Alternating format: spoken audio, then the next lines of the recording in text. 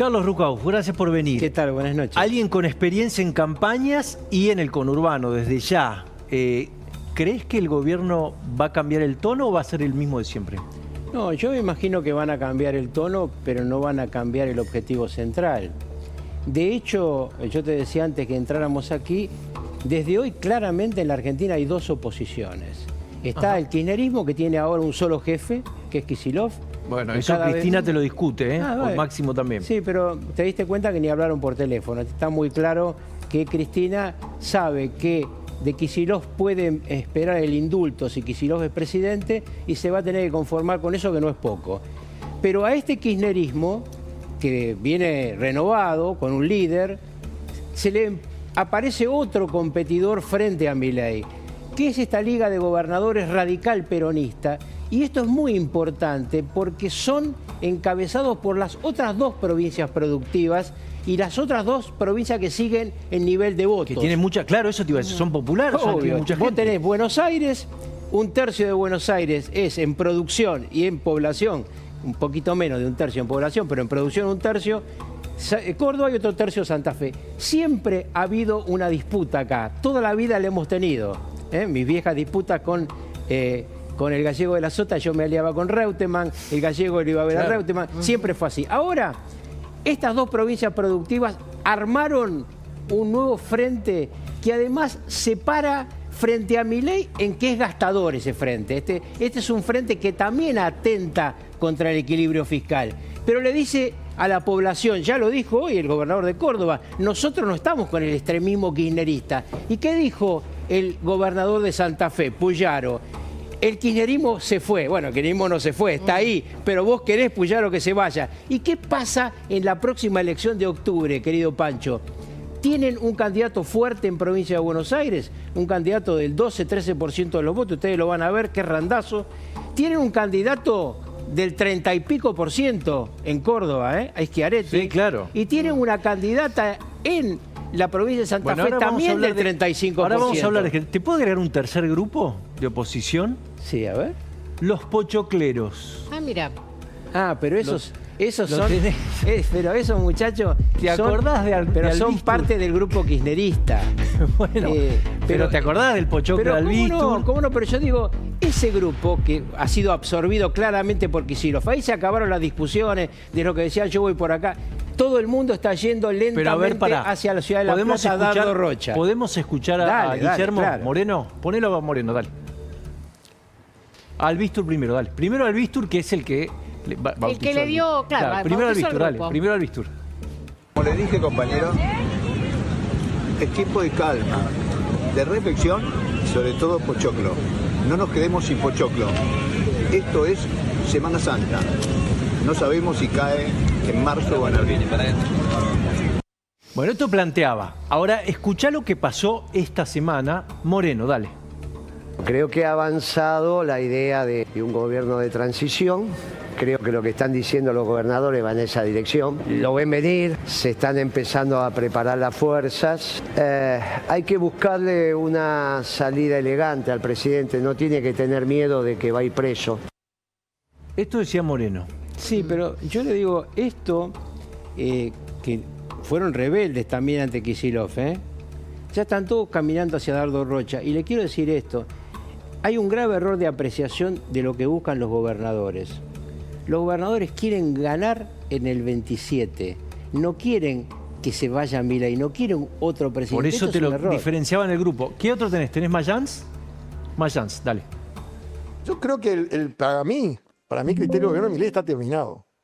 Para mi criterio está terminado. No tiene forma de solucionar el problema de la República Argentina porque perdió absolutamente la credibilidad.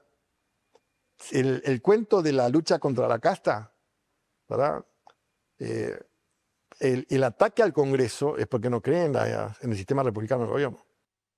Está Sandra Mendoza, no sé si la tenés, pero te la puedo contar. Sí. Sandra Mendoza, senadora por Tucumán, otrora legisladora por... No, es por Tucumán, antes era Chaco, ahora es Tucumán. Mutó. Pero en todo caso no mutó en su idea de tratar de que el presidente se vaya ahora.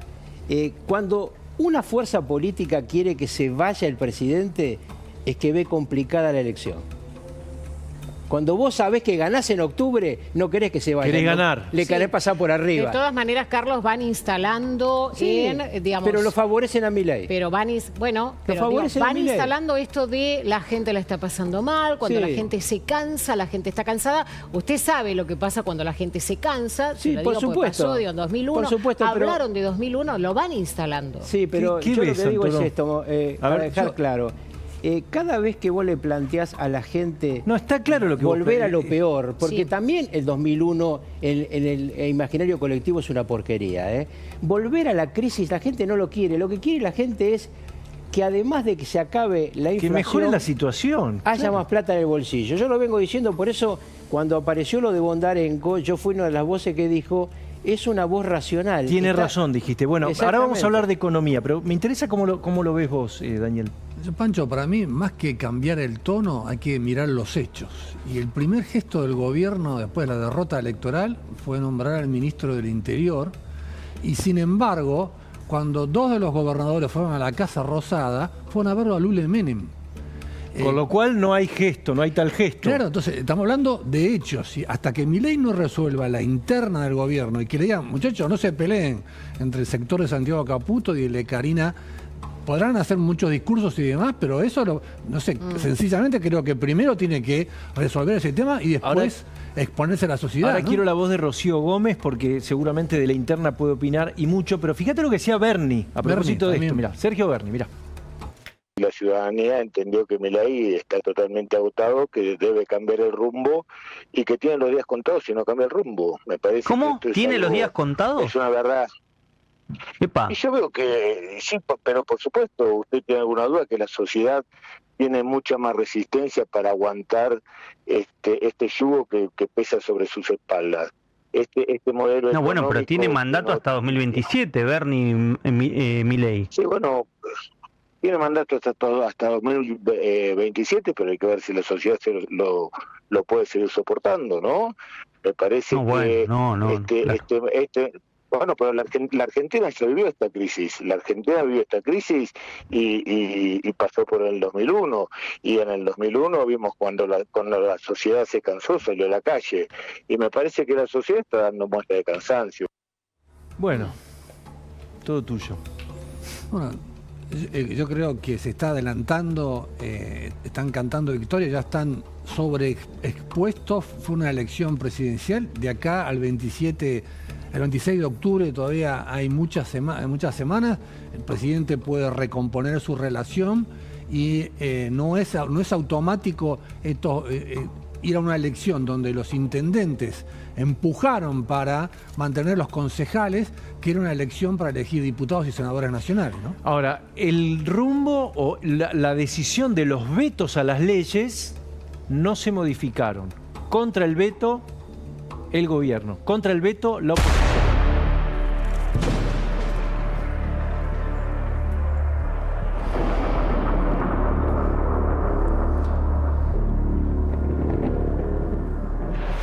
Y está Rocío, que es estudiante universitaria de la UBA. Gracias por venir, Rocío. Sí, sí. Bueno, ves, tenés como un déjà vu acá, porque el año pasado hubo 2 marchas multitudinarias, hay que decir. La No sé- segunda más de aparato, no tanto, pero sí. bueno, sí. pero fue gente, ¿no? Sí, sí, pero Y no tanto como en la principia, que sí habían alentado, o sea, instalaron un miedo que fue, la gente en principio se lo creyó, pero al día de hoy no cerró ninguna universidad, entonces nada, se entendió la primera marcha, pero la segunda fue ¿Y totalmente cómo aparato. está ahora la situación, sobre todo entre tus compañeros, la militancia? Sí, bueno, de vuelta lo mismo, de parte de lo que es la casta universitaria, quien hoy gobiernan la universidad, siguen con el mismo relato, no se hace ninguna crítica un año y medio después, siguen intentando, ¿no?, de alguna manera de llevar adelante, ellos hablan, ¿no?, para entender un poco, o cómo lo entendemos de esta manera, ellos plantean un sistema universitario que es perfecto, lo plantean con el mismo eslogan de siempre, que es lo único que funciona, siguen pidiendo más plata y lo que vemos es que no se hace ninguna autocrítica. Hasta el día de hoy, la universidad pública como tal, a ellos les gusta hablar de financiamiento, una de las mayores maneras que se financia una universidad es a través de la cantidad de estudiantes. Cuando vamos a los datos nos encontramos que la entrada a la universidad pública los últimos 10 años se masificó en un 68%, pero que la cantidad de graduados solamente se mantuvo en un 8%. Ellos de eso no hablan ninguno. Cuando hablamos de ascendencia social, como ellos lo dicen, nos encontramos que los chicos que se reciben recién solamente son los de las clases más altas o que vienen de familias que claramente también son profesionales. Entonces, el sistema universitario actual, como tal, no le está devolviendo a la sociedad la inversión que se está haciendo, porque nadie discute acá si es una inversión. Hay un punto importante que ellos, a ver, corregime Damián si es así, pero ellos dicen que estamos 40 puntos atrasados respecto de la inflación si comparamos con lo que pasaba, por ejemplo, en diciembre de 2023. ¿Hay un atraso salarial importante en las universidades también? El sector público está atrasado, pero ahí hay que diferenciar dos cuestiones. Una, el sector público está atrasado, y otra situación es el nivel de gasto del sector público. Porque el salario es una composición. Ahora, ese gasto del sector público de estructura universitaria, etcétera, ¿está bien asignado o no? Y ahí hay una contradicción. Probablemente la oposición te dice, mira, yo necesito todo esto. El oficialismo te dice, mira, hay que ver las cuentas si vos necesitas todo esto o no. Y la sociedad está entrampada en esto. Ojo, ¿por qué? A ver. ¿Por qué está entrampada? Porque la sociedad no quiere ceder educación y salud. Lo que quiere son mejores cuentas sobre la sociedad y la salud. Está recontra entrampada. Y te lo digo yo, egresado de la universidad pública, te lo digo yo que me atiendo en el Hospital Subizarreta, capo del Hospital Subizarreta. Muchachos, solucionemos las cuentas, sobre estructura no. Listo. Esto, obviamente, en contexto eleccionario, es el mejor caldo de cultivo para esta contradicción social. Donde unos te dicen, me están desfinanciando, otros dicen, no, pará, quiero ver las cuentas.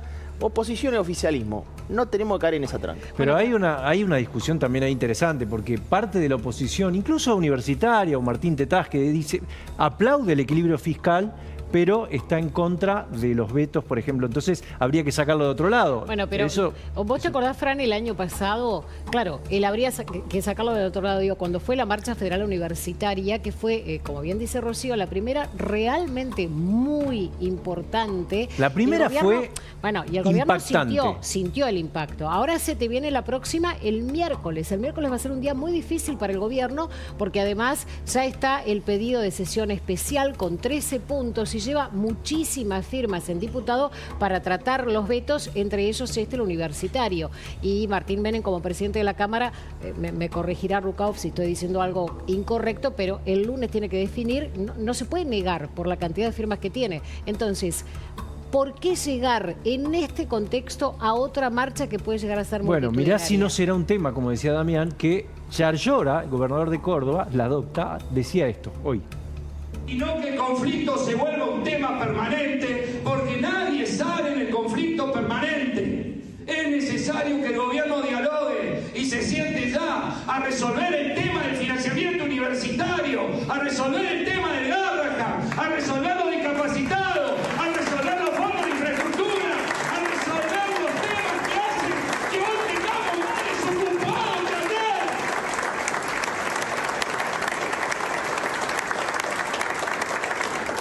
Nosotros podemos sostener y estamos sosteniendo la paz social. ¿Quién sostiene la paz social en Argentina? Nos recortaron todos los recursos, como decía Maxi.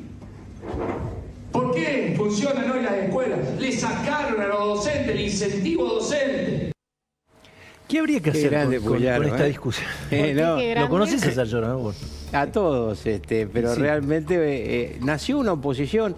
Ustedes saben, expliquémosle a la gente, porque esto era teóricamente una reunión productiva y se convirtió en un lanzamiento muy claro de un espacio político con mucho futuro para octubre y para el 27. Y ahí el problema más grave que tienen Yayoa, Puyaro y compañía Schiaretti es que hay un montón de gente con muchos votos, ustedes lo van a ver en octubre, pero hay 5 candidatos a presidente para el 27, pero no importa. Algunos será, pero mirá qué interesante lo que pasó hoy, Carlos, porque lo abordan los mobileros y Yarlora, gobernador de Córdoba, habla del conurbano. Lógico, porque está haciendo campaña. ¿Eso que es un mensaje a Kicillof? No, es la campaña del nuevo grupo que aparece.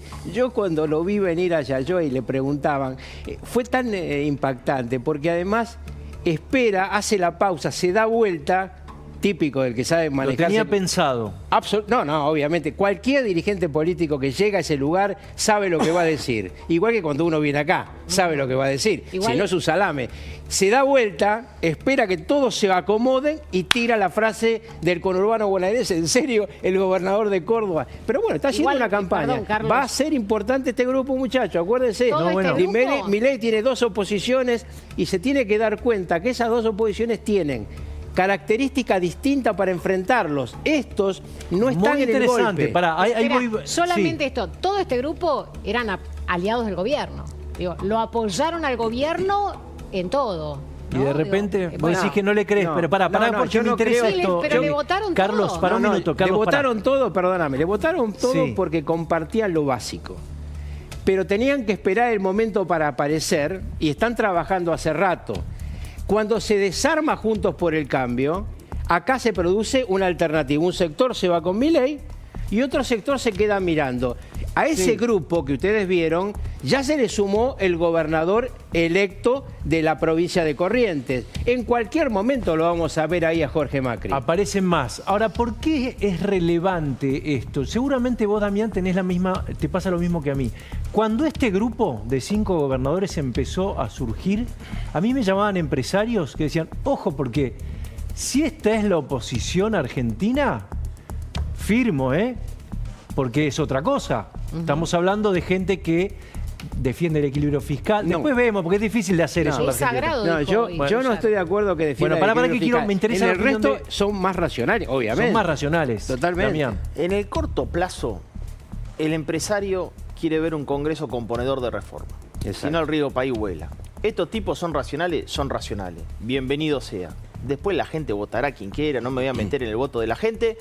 Pero sí, efectivamente, de acá a octubre, el gran desafío es que veas yo lo que digo es Libertad Avanza, Expro, radicales, peronismo de derecha, zurdo converso. El empresario quiere reforma. Si no ve reforma, muchachos, estamos complicados. Este tipo de cambio es barato. Y te explico por qué. Porque la promesa de gobierno al cual salieron muchos de estos gobernadores es el tipo de cambio va a ser competitivo, no por depreciación del peso frente al dólar, sino porque voy a hacer reforma. Si no se pueden hacer reformas porque el Congreso no lo impide y la sociedad votó diferente, muchachos, estamos esto de mientras es tanto, central. Para que te diga esto de para que ya volvemos, porque Carlos, solamente se puede información hacer con alianzas. No, pero por supuesto, no lo puede hacer la Libertad Avanza solo. Bueno, ahora quiero escucharte a ver cómo el gobierno tiene que encarar, porque me parece que hay algunos que no están decididos a hablar. Pero ojo que hay información caliente sobre una causa que venía pidiendo pista y no se frenó, que es la causa de los audios de Españolo. El escándalo de los audios de Españolo. Nuevos allanamientos. Mariel. Así es, Fran, rige todavía el secreto de sumario, pero ayer se supo que declaró en calidad de testigo Fernando Cerimedo, el fundador de La Derecha Diario, el que primero armó, si se quiere, el grupo de en realidad le dicen patota, no me gusta el término, pero digo digital del gobierno. A partir de eso, hoy el fiscal pidió y el juez otorgó la posibilidad de que hicieran nuevos allanamientos. Les vamos a contar qué encontraron en este caso en la caja de seguridad de Diego Españolo, que ni bien empieza la investigación, el fiscal lo que hace es congelar absolutamente todo, ¿no? O sea, tanto las cuentas como la caja de seguridad. $80.000 y 2.000 euros se encontraron en la caja de seguridad de que no las había declarado. Que no las había declarado. O sea, no las había, no le había contado. Es que en el allanamiento no habían salido. Bueno, claro, pero tampoco en realidad, digamos, todavía no sabemos en calidad de qué está Españolo. Claro. Están justamente llevando adelante la investigación. Esto fue en la sucursal del Banco BBVA de Rivadavia al 4000. Hubo también allanamientos en el Country El Pato de Berazategui. Garbellini tiene una casa en Berazategui. Garbellini es el segundo, recuerdan que Españolo, fue el que, claro. Exacto, el que no quería que le pusieran. El que entregó el teléfono con la clave y demás. También allanamientos en Altos de Campo Grande. lo que están buscando es los ingresos y egresos registrados desde el 1 de enero de 2024, es decir, cuando empieza la gestión en ambos lados hasta que arrancó la causa. Pero hay una novedad más, que acá después tenemos un abogado y nos dirá cuáles serían para él los motivos, pero 17:35 renunciaron los abogados defensores de Españolo. ¿Esto fue después del allanamiento? Esto fue en el medio de los allanamientos porque, claro, se indicaron esta tarde. Ahora, el por qué todavía no trascendió. ¿Qué es lo que algunos intuyen o podrían ocurrir, digamos? O una estrategia no compartida. Hoy Camila Dolargian decía en el programa de Cristina que los abogados españoles habían defendido en la causa Cuadernos a un arrepentido, con lo cual quizá Españolo no quiera ser arrepentido o imputado colaborador y por eso entonces los abogados se fueron. O puede haber algunos otros motivos que todavía no conocemos. Seguramente Jorge Monasterki, que está con nosotros, gracias. Claro. ¿Cómo estás, Pancho? ¿Por qué esto primero es habitual que un abogado en el medio de un allanamiento, dos abogados digan nos vamos? Bueno, no es habitual en el sentido de que no es el camino que transita cualquier profesional, cualquier colega, pero suele pasar. Podemos decir que no me llama la atención porque a veces en las causas, por diferentes motivos, los abogados deciden apartarse. ¿Pero qué puede haber pasado acá? Mira, acá sería decir ¿por algo qué que... te sonreís? Algo que desconocemos. Pueden ser múltiples factores. Los más comunes son una estrategia planteada desde la defensa al imputado y el imputado no estar de acuerdo, que a veces hay esa disyuntiva, bueno, yo puedo ir por acá o por acá, pero a veces es muy clara la del profesional que dice, no, es esta. Y cuando el abogado también siente que va a fracasar la otra alternativa, el abogado se tiene que apartar. El cliente dice, no me voy a presentar. Claro. ¿Puede haber pasado eso, digamos? Puede pasar, es decir, desconocemos. Yo vi el escrito, los abogados fueron de la manera correcta, es decir, por motivos personales, porque no tienen por qué, tienen que guardar el deber de secreto profesional. Y después hay cuestiones hasta económicas, te diré. Yo iba a preguntarte eso. Claro. Y Santoro se ríe también, porque apareció una caja que... ¿Quién le paga, no? Una caja... No digo que sea este caso, pero a veces hay abogados que asumen una defensa y un anticipo de un dinero o no, y se comprometen a entregarlo en determinado plazo y eso no cumple, y también el abogado está asumiendo una responsabilidad que no está dispuesto si no va a ser compensado por lo pactado. Escuchá lo que decía... Esto es esta semana, ¿no? Cerimedo, hoy, respecto de su relación, porque era amigo, su relación con Españolo. Y esta charla. Esa charla conmigo no existió. A mí me lo contó de otra forma, en otras veces. Nosotros éramos muy amigos, muy íntimos. Venía a mi casa, hemos hablado mil veces sobre estos temas, que contaba cosas, ¿viste? Como todo el mundo que quería algo más. Él quería haber sido diputado, siempre quedó medio a las puteadas, entonces contaba, pero nunca pasó a mayores de contar. Pero cuando decís que contaba cosas, ¿te contaba cosas extrañas que sucedían dentro del área de su competencia, que era la agencia de discapacidad? No, cosas así de lo que mismo que contaba en la charla en esa de Villarruel, cosas de internas, de normal de la política. Siempre teníamos esas charlas. Pero esa charla no ocurrió conmigo, primero por varias cosas. Primero porque nosotros cuando hablábamos, no hablábamos del presidente, hablábamos de Javier. A mí me lo presentó Javier Espagnolo cuando fue el caso Gnosis. Para empezar, jamás yo hubiese permitido que alguien me hable en esos términos de esas cosas en público. Número uno. Está bien que digas que en conoce, público. lo sabe muy bien. A mí me dicen que le mandaba audios. Claro. Ahora, esta charla, perdón, la aclaración, Fran, a partir de esta charla, en realidad esta entrevista que le hace la colega Romina Mangel, es que lo citan a declarar. ¿No? Digamos, porque hasta el momento no había hablado él. Él había hablado con Alejandro Alfi en La Nación, en Clarín, ¿te acordás? Sí. Porque él dijo que le daba datos en cuotas. Sí. Pero primero hay que esperar el jueves, cuando se levante el secreto de sumario, y veamos realmente qué pruebas hay. Segundo, yo creo que Cerimedo lo que está buscando en el fondo, Pancho, es decir, yo no filtré los audios, yo no soy el culpable. Eso ya lo dijo, que él no fue él. Yo te aseguro pero todos sospechan. Yo te aseguro que él fue para aclarar que no lo era. Es cierto que la mujer de él renunció como segunda de Landi por diferencia. La mujer tiene que saber un montón de cosas también, ¿o no? Bueno, sí que... pero y además que lo que él dijo es una cosa muy general. No dijo, acá está la coima, fue de tanta plata, fuiste por este contrato. Sí, me habló de corrupción y de coimas. Es como que el fiscal Picardi se está adelantando a lo que va a pasar el jueves, ¿no? Entonces, el objetivo de Cerimedo era decir, yo no filtré los audios, ¿no? ¿Esto afecta electoralmente, Carlos? Bueno, si ves la provincia de Buenos Aires, pareciera que no, ¿no? ¿Por qué? Y porque $2 millones le encontraron a la hija de Cristina, está condenada. Entonces lo que está diciendo es que electoralmente la gente castigó por otros motivos al gobierno, no por yo esto. creo que, yo lo dije siempre, esta elección es una elección de abajo hacia arriba, los intendentes se defienden ellos, y por otra parte, obviamente, la gente está necesitando más plata en el bolsillo. No le alcanza, agradece el fin de la inflación, pero no le alcanza. Y vos vas a ver con tu amigo de los lunes, cuando reciba la encuesta que está haciendo el jesuita, que le va a dar eso. La gente dice, gracias porque me bajaste la inflación, pero necesito llegar mejor a fin de mes. Y déjame que te meta con algo que decíamos recién, que es muy importante. La Libertad Avanza, con la mejor elección que haga, a lo sumo sacará 11 senadores más. Es decir, tendrá 17. Y con la mejor elección en diputados no va a tener de ninguna manera quórum. En consecuencia, si vos querés hacer reformas profundas, por ejemplo la reforma laboral, necesitas hacer un acuerdo con los diputados que van a venir de los gobernadores, de este tercer espacio. Un tercer espacio que yo no comparto contigo, que protege el equilibrio fiscal, tengo profunda duda, porque los muchachos gobernadores, por un lado te dicen una cosa, pero después te aumentan ingresos brutos. Es un tópico, ¿no? Bueno, es sagrado, dijo hoy. Sí, es sagrada la plata. El equilibrio fiscal es sagrado. Puede ser, pero el equilibrio fiscal de Puyaro es a costa de la nación. A ver si dejamos claro esto para los televidentes.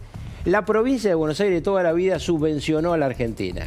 Sí. Y la nación subvenciona a las provincias. Por supuesto, menos a Córdoba y Santa Fe, que son dos provincias productivas. El resto de la Argentina la subvenciona lo que pagamos todos los que integramos la estructura productiva de la Argentina.